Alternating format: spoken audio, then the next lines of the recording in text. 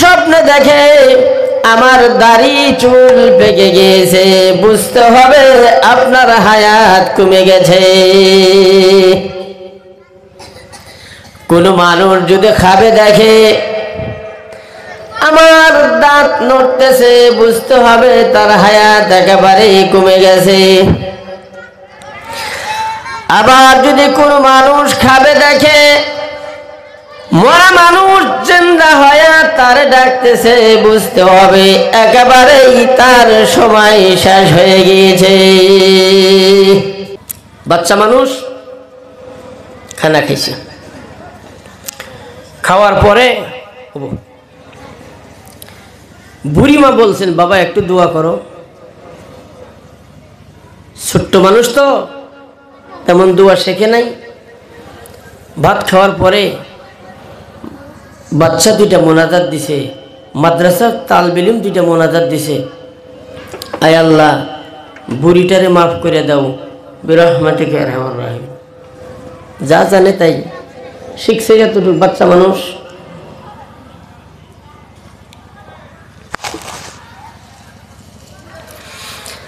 তালবিলিম দুটো খানা খাওয়ার পর চলে গেলেন তার বাড়িতে অথবা মাদ্রাসায়। ওই বুড়ি রাত্রে স্বপ্নে দেখে মারা গিয়েছেন গ্রামের মানুষ, আমাকে দোয়ানো হলো, দাফন কাফন করা হলো, জানাজার নামাজ পড়া হলো, দাফন কাফনের ব্যবস্থা করা হলো। এটা কিন্তু স্বপ্নে দেখলেন বুড়িমা। হঠাৎ করে দেখেন মানুষে যখন আমারে কবরে রেখে চলে আসলেন, চলে আসার পরে দেখতেছে কবরের চতুর সাইড দিয়ে ছোট্ট ছোট্ট ছোট্ট ছোট্ট ছিদ্র। তার মানে ছোট ছোট ছিদ্র, সেই কবরের ছিদ্র দিয়ে জাহান্নামের আগুন ধা ধা ধা ধা করে আসতেছে। নাউযুবিল্লাহ। হঠাৎ করে বুড়িমা ফির স্বপ্নে দেখলেন কোথা থেকে মৌমাছি, মধুবাল্লা মৌমাছি কোথা থেকে আসলেন। আসার পর কবরের চতুর সাইডের ছিদ্রগুলি বন্ধ করে দিল। তার মানে এখন আর জাহান্নামের আগুনগুলি আসতেছে না। আগুন আসা বন্ধ হয়ে গেল।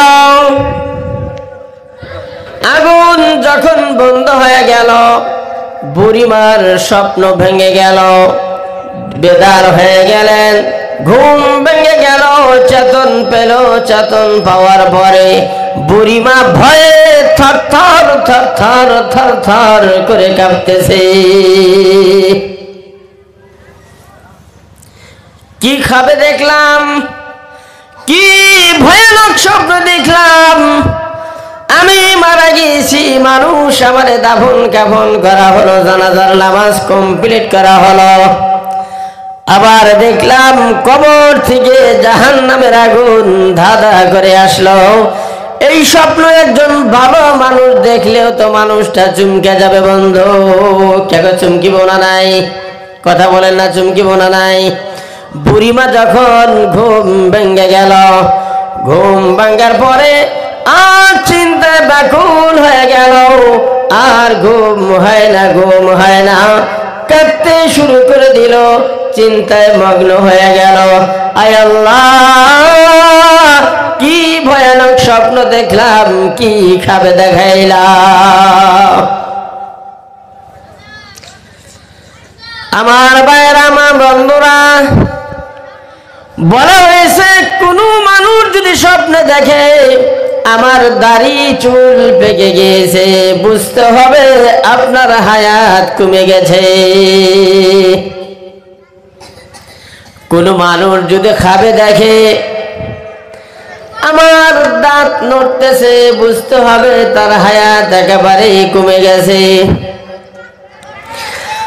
আবার যদি কোন মানুষ খাবে দেখে মরা মানুষ জিন্দা হয়ে তার ডাকতেছে, বুঝতে হবে একেবারেই তার সময় শেষ হয়ে গিয়েছে।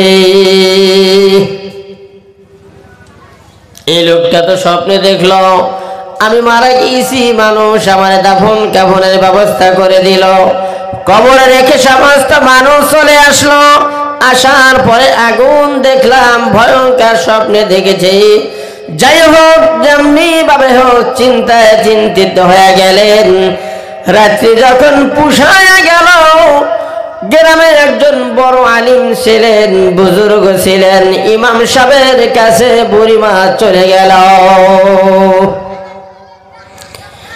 এবার বুড়িমা বললেন, হুজুর সারা রাত ছটপট ছটপট করেছে, আমার ঘুমটা ভালো হয় নাই, ভয়ে ঘুমটা মোকাম্মল হয় নাই। কেন মা ঘুম হয় নাই? বুড়িমা বলেন, বিস্তারিত কথা বলে দিলেন। স্বপ্নের কথাগুলি ওই মসজিদের ইমাম সাহেবের কাছে কথাগুলি বুড়িমা পরিষ্কার করে বলে দিলেন। বুড়িমা বললেন, হুজুর এমন এমন খাবে দেখেছি। মৌলানা ছিলেন নেককার পরহেজগার। মৌলানা বললেন, বুড়িমা আপনি কি কোনো নেক কাম করেছিলেন, কোনো ভালো কাম করেছিলেন নাকি?